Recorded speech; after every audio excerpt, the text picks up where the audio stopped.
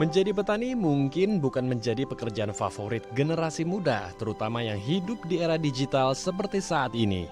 Namun, tidak bagi Abdul Kholik yang justru memilih menjadi petani di tengah kota Jakarta.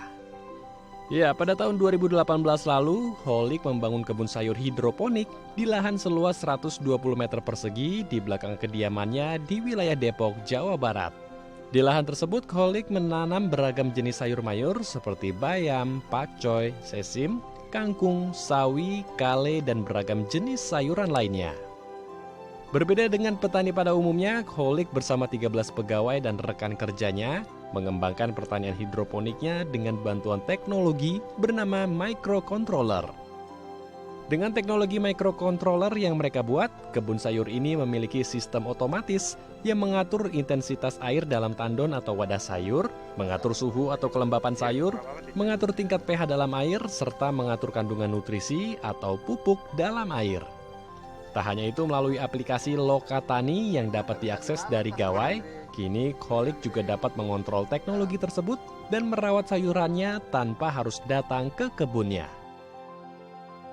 Semua ini terkoneksi dengan internet sih, jadi nanti setiap angka yang dia baca, kondisi dari setiap tandon ini akan tersimpan di database, dan ketika nanti kita satu kali panen, kita bisa tahu polanya untuk posisi naik turun suhu dan naik turun nutrisi yang seperti ini, ternyata rasa tanaman ini agak pahit loh, berarti ini ada sesuatu yang kurang. Nah, kita harus coba dengan eksperimen yang lain sampai akhirnya kita, oh ini so far ini yang paling bagus, nah berarti ini yang paling oke, ini yang bisa kita implementasikan di tempat yang lebih besar kayak gitu.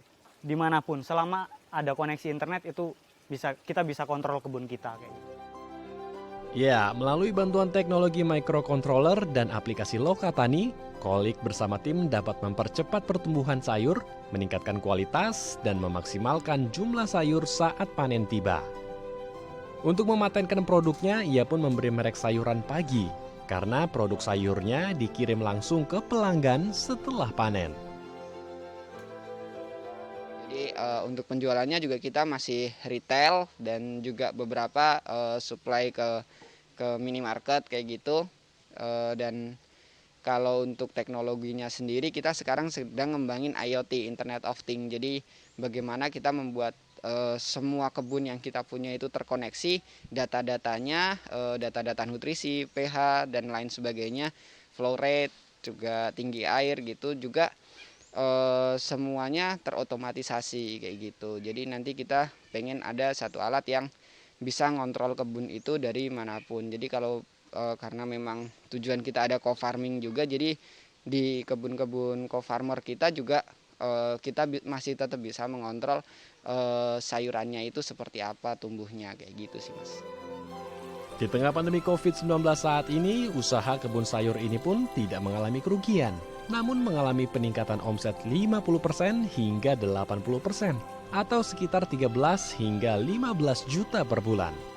Hal ini dikarenakan di tengah pandemi saat ini banyak warga yang ingin membangun pola hidup yang sehat dengan mengonsumsi sayur-sayuran. Andrew Pakpahan, Angga Fridason, Daai TV.